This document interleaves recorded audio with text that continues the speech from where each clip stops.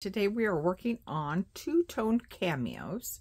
Hi, I'm Myra with Boutique Paint. Thank you for joining me. These were my test run to see what problems might pop up. We're going to be using the two-part resin, and it dries white, and that's what we want for the first round. And then I'm going to use one of these, which is a little pipelet, I think they're called. They're on Amazon. You can get a big bag of them or a little bag of them, depending. I have not used them until I went to do these. So they're new to me for using resin, using with resin. I'm going to pour in, and I'm only going to the 10, I think it's milliliters mark on this. I don't know metric at all.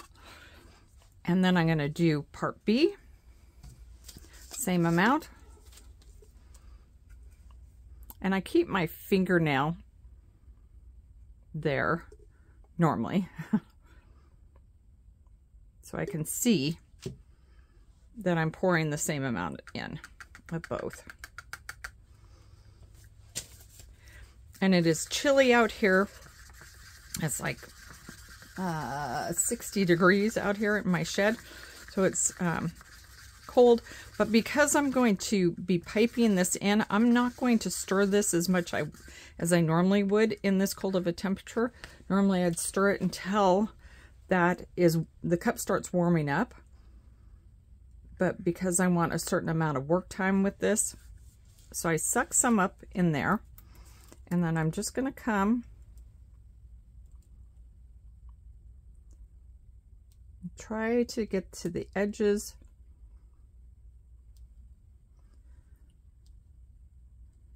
And the reason why I'm going right up to the edge of each of these, because this dries white, I want to make sure that I at least get some white on all the parts right up to the edge.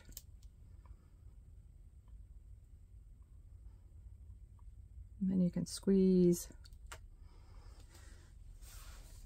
And we're all used to pouring, so this just kind of makes it so that you can get, and I got a little bit over, so I'm going to take a paper towel, well, maybe I'll grab a baby wipe here real quick, and I'm just gonna clean that edge up because I don't want that to be white.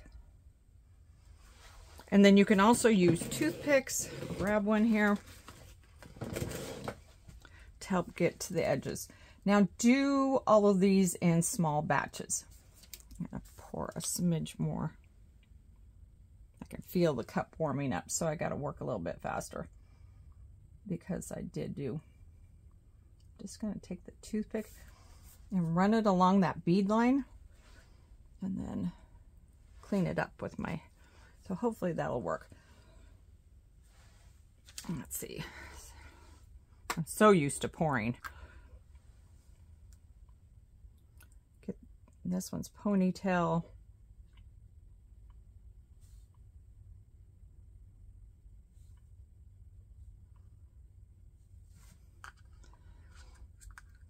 I'm not the best at this because my hands are always shaky. I don't know what it is. I used to have steady hands back in the day.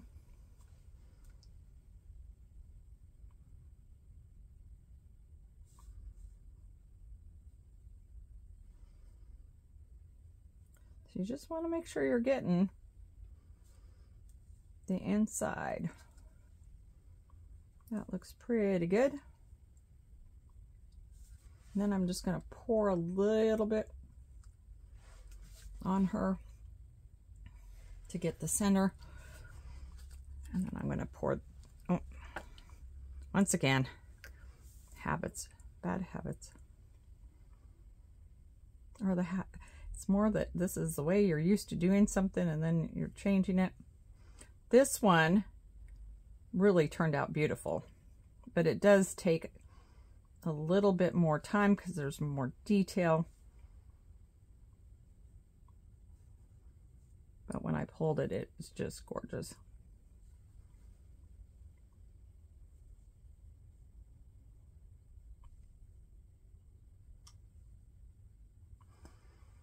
And then I'm going to take my toothpick and I'm just going to pull some of the resin into these harder to reach spots. And if you want to do it one at a time, just to give yourself the working time, just pour small amounts. Just mix up a small amount of the resin. That looks pretty good there. So you can tell that these are starting to harden up by them turning white. This one has still got a little ways to go. And I can see already that I didn't get down here and a couple other spots. It's just a matter of practicing. Here I didn't get the part of the necklace. And I'm going to start by putting in some mica powder. And I'm going to put quite a bit in this because I want quite a bit of color. So that's how much I'm going to put in.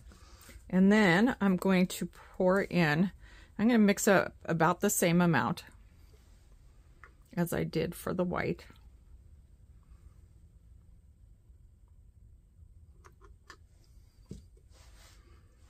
And I'm going to pour it in there. And before I put the part B in there, I'm going to go ahead and get that nice and mixed up.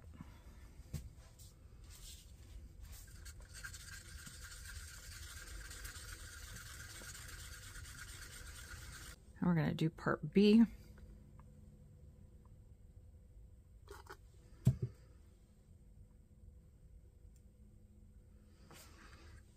Then on this one, because it's cold in here, I can mix this a little bit extra. I can wait until the sides are warming up. But if I am afraid that, you know, I'm not going to have enough pour time, I would just go ahead and make sure it's nice and mixed and go ahead and pour. You don't have to wait for it to start heating up, but it is a good idea if it's a little chilly.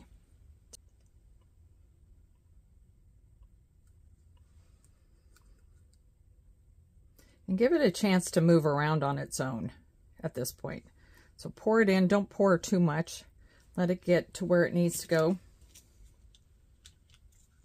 on its own. There we go. Doesn't want to go into that little nook and cranny, so we'll pull it. But let's get this one popped here and see how we did. It's still a little soft. That turned out pretty good. I still didn't get all the way into the hairline, but I think it's just fine. This is just an extra. This was an experiment. That's very pretty. That could be used for a lot of different things. And that turned out very pretty. So as you can see, to get it perfect, you'd really have to, you know, be able to spend some time and be right over the top of it. That one turned out very pretty too. But when you're working over the top of it, you're going to be able to see what I'm not able to see when I'm doing this and filming at the same time. So now we've got our cameos finished. So now we're going to assemble them into different styles of necklace. One of them is a choker. I think I'm going to use this one for that. And so to do that, I'm going to need to drill a hole in this so I can get a loop in it. And if you have, like this one's got some overpour, you can just take a piece of sandpaper and clean up the edges. And then it goes all over whatever's underneath, like the velvet ribbon.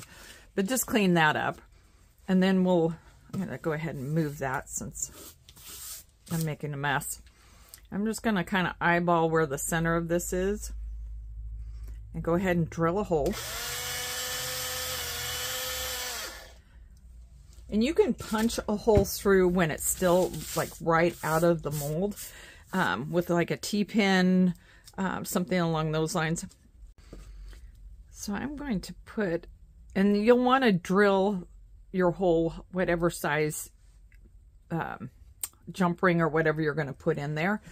And then I'm going to go my ribbon and see if it'll go in there. But the reason why I like this look is it scrunches up the ribbon. I think it does a cool effect. I actually tried to find white velvet ribbon, and especially around the holidays, there was no white velvet ribbon, there was no red. I was like, what's going on? You would think that would be a staple. Maybe not. Maybe that's kind of old-fashioned. I don't know. There. And it just kind of scrunches up the ribbon, which is kind of a cool effect. So next, what you're going to want to do is put on one of these little clasps. And basically what they do is they just kind of clamp down on the ribbon. And just put a small dot of glue in there. And it's probably easiest if you just lay this down to get it started. Just set it in there. Get it straight. Then with your finger, just push it down. Make sure it's where you want it to be. And then you can come along with your pliers and smush it the rest of the way down. And the teeth will just really grab onto that.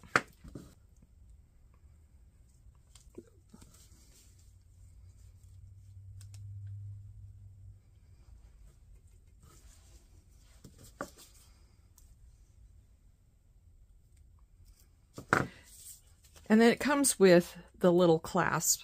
So you just do a jump ring and put the clasp on. And then you're just going to put a jump ring on the other end, and you'll be done with that one. On the next one, I found this way cool lace, and I thought that is just really kind of an awesome piece. I thought one of the cameos in the middle of that would be lovely. So I am just kind of wrapping it around my own neck. And I've got probably a bigger neck than most. This is a yard that I got. And so if you're going to do it for somebody that's on the smaller side, and if you're bigger or vice versa, you know, you're going to have to just kind of gauge what size might be good. So with this, what I was thinking is it would be fun if I could gather this up into the one side. And these might be a little small for what I'm wanting to do. They do come in different sizes, but let me tell you, the stores, I went to my Joann Fabrics and there just wasn't anything there. And then I went to Michael's and then I forgot to look for jewelry parts when I was in there. But that looks like it will work. So I just scrunched that up.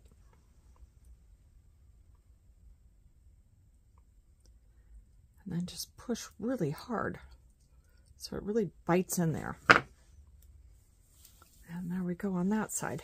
Same thing on the other side. And then for this, I'm just going to fold this in half. So that way I know where the middle is.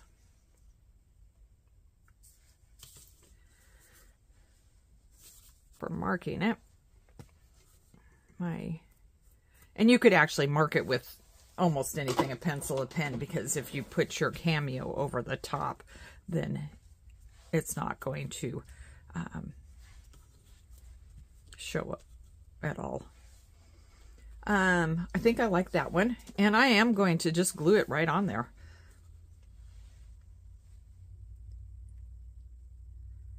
You may want to put, you know, if you're doing lace or something where the glue can go through whatever you're using. You may want to not have it on paper so that the paper glues straight to the, or your cameo glues to your paper. There we go. Okay, so I'm going to scoot that aside. There are, and I had them here, and I was doing so much stuff here yesterday that I think I moved them someplace. Either that or I accidentally put them back. But they're just little flat metal pieces with a loop at the top. And that's to glue something like this that's flat onto it. And then you'll have a loop sticking up out of the top. And then you can put your jump ring in that.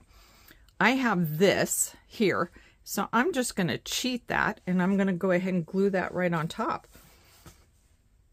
And that way I don't have to drill. And I'm using the Gorilla super glue. But it also kind of gives a pretty look on the other side, as opposed to just a drilled hole. With the Cameo, it doesn't matter as much. You barely see the drilled hole. So while this one's drying, I went ahead and glued on a backing to this one also. And I'm going to put a little bit of a gold bead around this. Just something very subtle. And I'm using just an ink pad. And this one's just very lightly. The silver seems to show up a little bit better on the blue than the gold is. But since I was using a gold piece for the back, I thought it'd be good to use gold. But it's very subtle.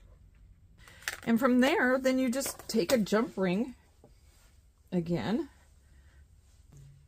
So now you just take your jump ring, and on this one I'm going to put it on just this gold chain.